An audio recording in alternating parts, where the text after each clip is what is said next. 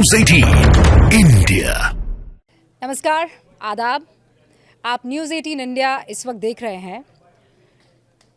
मैं मौलाना तौकीर रज़ा साहब से बात करना चाहती हूँ। इनफैक्ट उनको एक चैलेंज देना चाहती हूँ, और ये चैलेंज इस बात को लेकर है कि तौकीर साहब, मैं जानती हूँ कि आप रेवर्ड आदमी हैं, यानी आप माननीय हैं, और बरेलवी जो इदारा है उससे आपके परदादा ने बाकायदा बहुत सींचा है और उसे आगे बढ़ाया है।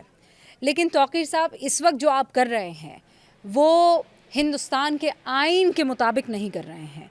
आप जो कर रहे हैं वो भड़काने का काम कर रहे हैं। आप पर ये आरोप भी लग रहे हैं, और इसीलिए बहुत ज़रूरी है कि आपसे एकदम सीधे तौर पर बात हो जाए। आप ये कहते हैं कि अब हम बुलडोज़र को बर्दाश्त नहीं करेंगे। आप ये कहते हैं कि यूसीसी तो पहले से चला आ रहा है। आप ये कहते हैं कि हल्द्वानी में जो हुआ है वो ठीक नहीं है, और इसीलिए आप गिरफ्तारी देना चाहते हैं। इनफैक्ट हिरासत में ले लिया गया है आपको। अब मेरा सवाल आपसे ये है कि आप लॉ को तो अब मानने की बात ही नहीं कह रहे हैं। आप छोड़ दीजिए, आप हिंदुस्तान के आइन को एक सेकंड के लिए साइड में रख लीजिए, जिसे रखा नहीं जा सकता है, इसको सेंटर में ही रखना है। लेकिन चूंकि आप इतने जिद में हैं, तो आपसे एक सवाल मैं पूछ लेती हूँ। इस्लाम में कोई एक पन्ना, कोई एक लाइन, कोई एक शब्द मुझे ऐसा बता दीजिए जहां पर लिखा हो कि आप किसी विवादित जमीन पर मस्जिद को खड़ा कर सकते हैं या किसी की जमीन को कब्जा सकते हैं। क्योंकि मुझे ये पता है कि हुजूर सल्लल्लाहु अलैहि वसल्लम ये सिखा कर गए हैं इस्लाम को मानने वालों को कि अगर तुमने किसी की कोई चीज को कब्जाया तो इतना भारी पड़ेगा कि तुम्हें अपनी नेकियों से उसे तौलना पड़ेगा। ये इतनी खतरनाक बात है कि आप किसी पर कब्जा नहीं कर सकते हैं। अगर हिंदुस्तान का कानून ये कह रहा है कि आपने वो ज़मीन कब्जाई है, अगर हिंदुस्तान की कोर्ट इस बात को मान रही है, आप स्टे लगवाना चाहते हैं और उस पर स्टे नहीं लगा रही है, तो आप समझ जाइए ना कि वो सरकार की ज़मीन है और उस ज़मीन पर आप अपना मालिकाना हक नहीं छोड़ सकते हैं। और अगर आप मालिक नहीं है या उसका वक्फ नहीं हुआ है, तो आप उस ज़मीन पर मस्जिद नहीं बना सकते हैं। आप वहाँ पर मदरसा, जब सरकार ने कह दिया है, जब कानून लागू हो गया है कि कोई भी मदरसा बगैर रजिस्ट्रेशन के नहीं रहेगा। उत्तराखंड में 415 रजिस्टर्ड मदरसा हैं, उनमें से एक पर बता दीजिए आप चाबुक चल गया हो, या एक पर बुलडोज़र चल गया हो, या एक पर कानूनी कार्रवाई हो गई हो। आपसे मुलाकात करने से पहले या आपको चैलेंज देने से पहले, बाकायदा कुछ देर पहले मैंने मदरसा एजुकेशन बोर्ड के चेयरमैन हैं मुफ्ती शमून कासमी साहब, उनसे पूछा ये बात कि ये जो हल्द्वानी में जिस मदरसे पर एक्शन लिया जाने वाला था, क्योंकि अभी तो सिर्फ सील किया गया ना, अभी तो उसकी एक दीवार को चोट तक नहीं आई है, और आप कह रहे हैं मुसलमान जो है अब बैठेगा नहीं। अब आप अगर उसके ऊपर हमला करेंगे तो वो जवाब देगा, ये कानून कहता है। कौन सा हमला किया है? नोटिस पर नोटिस चस्पा किए गए हैं।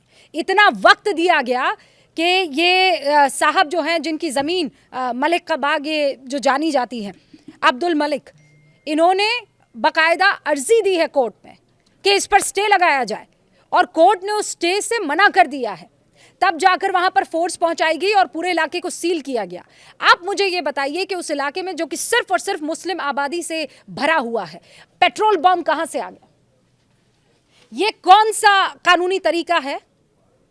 एक सीधा सा सवाल मैं आपसे पूछना चाहती हूं, और फिर कह रही हूं, मैं खुद आपकी बहुत इज्जत करती हूं, लेकिन जो रोल इस वक्त, जो किरदार इस वक्त आप निभा रहे हैं, उस किरदार से कोई भी समझदार आदमी हामी भरते हुए, उसको सपोर्ट करते हुए नहीं नजर आ सकता है। आप भड़काने का काम कर रहे हैं, आप उकसाने का काम कर रहे हैं।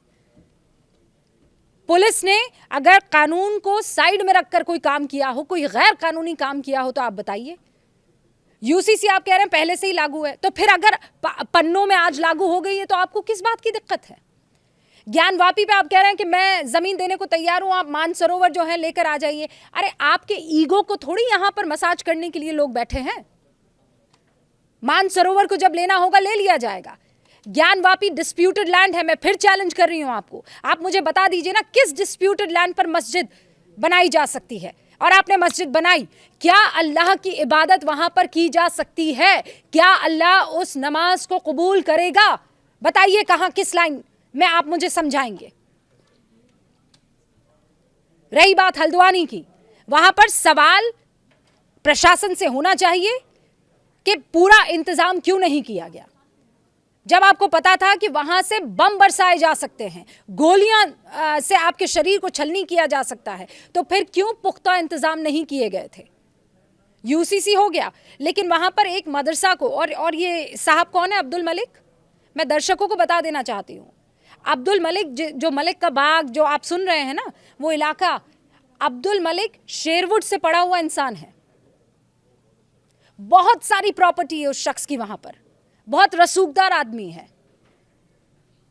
और कहा तो ये भी जाता है, मेरी कुछ लोकल से वहां पर बात हुई है, और ये कहा जाता है कि बड़ी बड़ी जमीनों में अब्दुल मलिक का इंटरेस्ट रहता है, कई तो डिस्प्यूटेड भी है।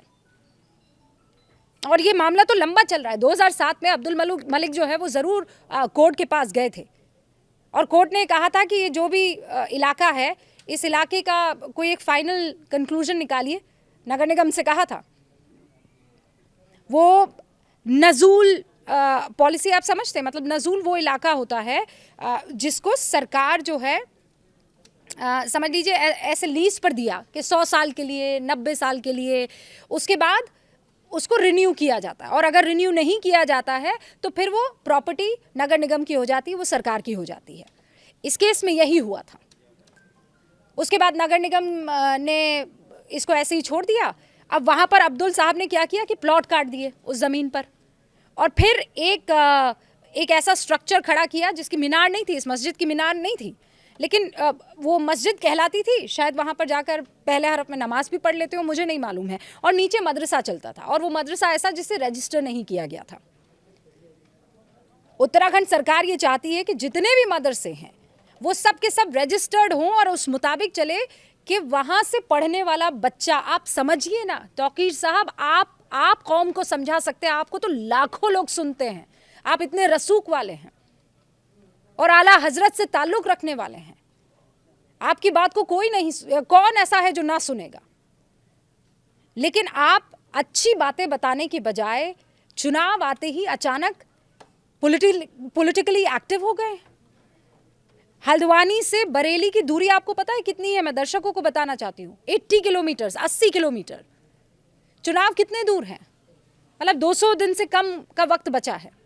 और क्यों मुझे चुनाव की अभी याद आ रही है, तौकीर रज़ा साहब का नाम सुनते ही क्यों याद आ रही है? मैं मौलाना तौकीर रज़ा के बारे में थोड़ा सा रिसर्च करना चाहती थी, इसीलिए मैं कह रही हूँ कि बहुत सम्मानित व्यक्ति हैं, लोग इनको तादाद में सुनते हैं। और ऐसे में अगर ये ऐसा कोई कदम उठाएंगे कि उकसावे जैसी बात हो जाए, तो ये तौकीर साहब की जिम्मेदारी होगी और किसी की नहीं होगी। तो तौकीर साहब ने एक पॉलिटिकल पार्टी बनाई है, बहुत गौर से सुनिएगा, और उस पॉलिटिकल पार्टी का नाम है इत्तेहाद मिल्लत काउंसिल। अब हुआ ये कि रज़ा साहब ने 7 अक्टूबर 2001 को इस पॉलिटिकल पार्टी को बनाया, ठीक है, और बाकायदा 36,000 वोट भी इनको मिले। जो मेयर कैंडिडेट था ना, उसे 36,000 वोट मिले, 10 सीटें भी जीती इस पार्टी ने। फिर 2009 के जो जनरल इलेक्शन हुए थे उसमें इन्होंने कांग्रेस को सपोर्ट किया। फिर उसके बाद 2012 आया और इन्होंने समाजवादी पार्टी को सपोर्ट किया। फिर उसके बाद 2014 के जो जनरल इलेक्शन हुए उसमें इन्होंने बहुजन समाज पार्टी को सपोर्ट किया। लेकिन यही जो 2012 था, इसमें उन्होंने कहा कि जो अक़लियत है, यानी जो माइनॉरिटी कम्युनिटी है, उसे अपने ही किसी बंदे को चुनना चाहिए। तो फिर एक शाज़िल इस्लाम अंसारी हैं जिन्होंने इंडिपेंडेंट कैंडिडेट के तौर पर चुनाव लड़ा। जब जीते तो बहुजन समाज पार्टी के साथ मिल गए। और तौकीर रज़ा साहब के लिए मैं बता दूं कि ये जो है 2013 में जो हैंडलूम कॉरपोरेशन है उसके चेयरमैन रह चुके हैं। फिर बाद में उन्होंने इस पद को ठुकरा दिया क्योंकि मुजफ्फरनगर के दंगे हो गए थे और उन्होंने कहा कि समाजवादी पार्टी ने इसमें मुसलमानों के साथ अन्याय किया है और इसीलिए उन्होंने टाटा बाय बाय कह दिया। बहरहाल ये पॉलिटिकल एफिलिएशन जो रहा है ना तौकीर रज़ा साहब आपका, उससे आज की तारीख में बहुत से सवाल खड़े होते हैं। जो एक्शन कानूनी है उसमें आप प्रधानमंत्री नरेंद्र मोदी को घसीट रहे हैं, दूसरे तमाम इदारों को घसीट रहे हैं और कह रहे हैं कि इन पर यकीन नहीं किया जा सकता है। पर कोर्ट पर तो आप यकीन करेंगे ना, और अगर कोर्ट पर भी यकीन नहीं करेंगे तो फिर हिंदुस्तान के नागरिक के तौर पर क्या हम आप पर यकीन कर सकते हैं? ये मेरा बड़ा सवाल है। और फिर जाते जाते कह रही हूं, मुझे एक ऐसी लाइन बता दीजिए, एक ऐसा पन्ना बता दीजिए, एक ऐसा वाकया बता दीजिए जहां पर किसी डिस्प्यूटेड लैंड पर अल्लाह की इबादत करना जायज ठहराया गया हो। वरना तो चुनाव है और सबको पता है कि एक्टिविज्म क्यों हो रहा है। नमस्कार।